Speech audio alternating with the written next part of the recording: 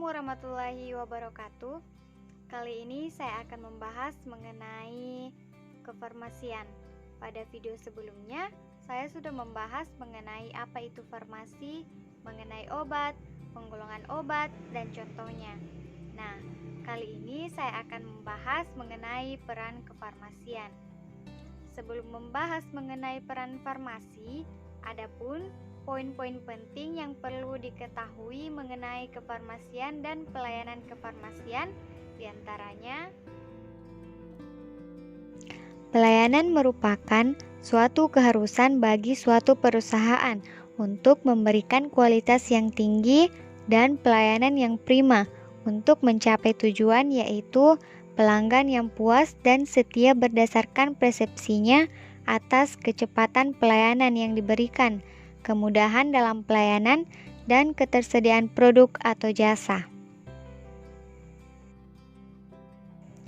Pekerjaan kefarmasian adalah pembuatan termasuk pengendalian mutu sediaan farmasi, pengamanan, pengadaan, penyimpanan, dan pendistribusian atau penyaluran obat, pengolahan obat, pelayanan obat atas resep dokter, pelayanan informasi obat, serta pengembangan obat, bahan obat, dan obat tradisional. Pelayanan kefarmasian merupakan suatu pelayanan langsung dan bertanggung jawab kepada pasien yang berkaitan dengan sediaan farmasi dengan maksud mencapai hasil yang pasti untuk meningkatkan mutu kehidupan pasien.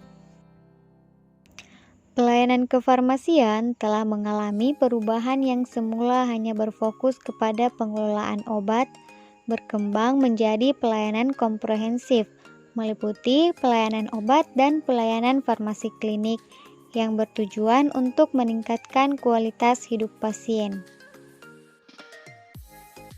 Pengolahan sediaan farmasi, alat kesehatan, dan bahan medis habis pakai dilakukan sesuai ketentuan peraturan perundang-undangan yang berlaku, meliputi perencanaan, pengadaan, penerimaan, penyimpanan, pemusnahan, pengendalian, pencatatan, dan pelaporan. Pelayanan farmasi klinik di apotek merupakan bagian dari pelayanan kefarmasian yang langsung dan bertanggung jawab kepada pasien berkaitan dengan sediaan farmasi, alat kesehatan, dan bahan medis habis pakai dengan maksud mencapai hasil yang pasti untuk meningkatkan kualitas hidup pasien. Standar pelayanan kefarmasian di puskesmas meliputi standar pengelolaan obat dan bahan medis habis pakai dan pelayanan farmasi klinik. Penyelenggaraan standar pelayanan kefarmasian di puskesmas harus didukung oleh ketersediaan sumber daya kefarmasian, pengorganisasian yang berorientasi kepada keselamatan pasien, dan standar prosedur operasional sesuai ketentuan peraturan perundang-undangan. Adapun sumber daya kefarmasian yang dimaksud yaitu sumber daya manusia dan sarana dan prasarana. Pengorganisasian sebagaimana yang dimaksud harus menggambarkan uraian tugas, fungsi, dan tanggung jawab, serta hubungan koordinasi di dalam maupun di luar pelayanan kefarmasian yang ditetapkan oleh pimpinan puskesmas. Penyelenggaraan pelayanan kefarmasian di rumah sakit harus menjamin ketersediaan sediaan farmasi, alat kesehatan, dan bahan medis habis pakai yang aman, bermutu, bermanfaat, dan terjangkau. Penyelenggaraan pelayanan kefarmasian di rumah sakit yang dimaksud dilaksanakan di instalasi farmasi rumah sakit melalui sistem satu pintu. Instalasi farmasi dimaksud yang dipimpin oleh seorang apoteker sebagai penanggung jawab. Pelayanan farmasi klinik meliputi pertama, pengkajian dan pelayanan resep, kedua, dispensing, ketiga, pelayanan informasi obat atau PIO, keempat, konseling, kelima, pelayanan kefarmasian di rumah atau home pharmacy care, Keenam, pemantauan terapi obat. Dan ketujuh, monitoring efek samping obat.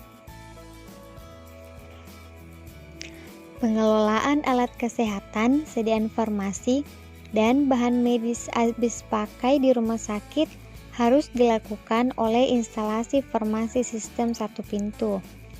Alat kesehatan yang dikelola oleh instalasi farmasi sistem satu pintu berupa alat medis habis pakai atau peralatan non-elektromedik, antara lain alat kontrasepsi, alat pacu jantung, implan, dan stent. Sistem satu pintu adalah satu kebijakan kefarmasian termasuk pembuatan formularium, pengadaan, dan pendistribusian sediaan farmasi, alat kesehatan, dan bahan medis habis pakai yang bertujuan untuk mengutamakan kepentingan pasien melalui instalasi farmasi. Umumnya, masyarakat Indonesia mengidentikan tenaga kesehatan dengan sosok dokter atau perawat. Padahal, dengan kompetensinya di bidang penyediaan farmasi seperti obat, bahan obat, dan obat tradisional, profesi farmasi juga tak kalah penting dalam meningkatkan derajat kesehatan masyarakat dan menyelamatkan nyawa pasien. Adapun tenaga teknis kefarmasian adalah tenaga yang membantu apoteker dalam menjalani pekerjaan kefarmasian yang terdiri atas sarjana farmasi, ahli media farmasi, dan analis farmasi. Setiap tenaga kefarmasian memiliki wewenang tertentu dalam pelayanan kefarmasian. Pelayanan kefarmasian tidak hanya sekedar jual atau memberi obat saja, tetapi pelayanan kefarmasian telah berkembang menjadi pelayanan komprehensif, yaitu pharmaceutical care. Dalam pengertiannya, tidak saja sebagai pengelola obat, namun dalam pengertian yang lebih luas, mencakup pelaksanaan pemberian informasi untuk mendukung penggunaan obat yang benar dan rasional, monitoring penggunaan obat untuk mengetahui tujuan akhir, serta kemungkinan terjadinya kesalahan pengobatan.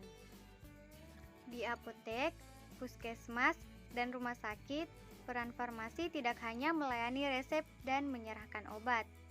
Dalam Permenkes diatur bahwa standar pelayanan kefarmasian meliputi 2 kegiatan, yaitu kegiatan yang bersifat manajerial berupa pengelolaan sediaan farmasi, alat kesehatan, dan bahan medis habis pakai, dan pelayanan kefarmasian klinik. Yang termasuk dalam pelayanan farmasi klinik seperti penelusuran riwayat penggunaan obat, evaluasi penggunaan obat, pemantauan terapi obat, pelayanan informasi obat, dan konseling. Di industri farmasi, apoteker umumnya bekerja dalam pengendalian mutu, pemastian mutu, dan produksi obat. Peran apoteker juga sangat dibutuhkan dalam penelitian dan pengembangan. Seiring dengan ditemukannya obat-obatan baru bagi berbagai penyakit, obat-obatan yang diproduksi oleh industri farmasi Indonesia maupun obat impor didistribusikan oleh distributor atau pedagang besar farmasi, atau biasa disebut PBF. Setiap PBF setidaknya memiliki 1 apoteker sebagai penanggung jawab. Pendistribusian obat harus dilakukan sesuai dengan cara distribusi obat yang baik, agar produk sampai dalam kondisi yang baik, aman, dan khasiatnya terjaga. Di Badan Pengawasan Obat dan Makanan atau yang biasa disebut BPOM, apoteker berperan dalam mengevaluasi obat, obat tradisional, suplemen kesehatan, kosmetik, dan pangan. Apoteker juga mengawasi obat yang beredar di pasar melalui audit rutin, pengujian sampel, dan monitoring efek samping obat dan obat tradisional. Apoteker juga berperan dalam mengawasi penggunaan narkotika dan psikotropika. Itulah tadi penjelasan mengenai kefarmasian dan pelayanan kefarmasian. Semoga bermanfaat. Wassalamualaikum warahmatullahi wabarakatuh.